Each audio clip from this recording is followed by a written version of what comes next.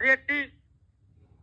और इस प्रश्न को आपको जानकर आश्चर्य नहीं होना चाहिए, इस प्रश्न को कंपटीशन के मार्केट में हम लाए थे। सबसे पहली बात, अभी तक ये परीक्षा में पूछा हुआ प्रश्न नहीं है। ये 12th क्लास के एनसीईआरटी का प्रश्न है।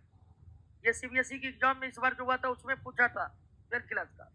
आपको लगा कि ये प्रश्न पूछ सकता है कंपटीशन में, और ये प्रश्न एक बार और आया था, ये दूसरी बार आपके सामने में आ रहा है। रट लीजिए इसको। जूट की रेटिंग, जूट की रेटिंग के लिए किण्वनकारी सूक्ष्मजीव कौन है? किण्वनकारी सूक्ष्मजीव कौन है? अब यहाँ पर थोड़ा देखिए, जो है वो है, लेकिन समझ लेना कि जूट की रेटिंग का मतलब क्या है। अब जैसे जूट यानी कि पटुआ यानी कि पटसन, जूट कहिए, पटुआ कहिए, पटसन कहिए। क्या जी? किशनगंज पूर्णिया वाले समझ रहे होंगे, तो वहां पर ज्यादातर इसकी खेती होती है। तो जूट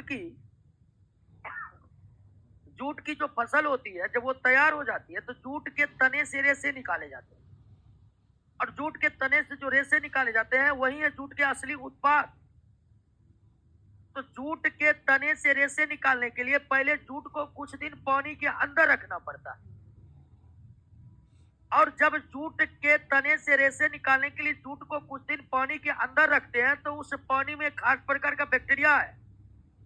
वो खास प्रकार का बैक्टीरिया जूट के तने से रेशे को क्या कर देते हैं? अलग कर लेते हैं, और फिर किसान कुछ दिन के बाद जूट को पानी पर पटकते हैं, रेशा अपने आप अलग हो जाता है। तो जूट के तने से जूट के रेशे को निकालना ही जूट की रेटिंग कहलाती है।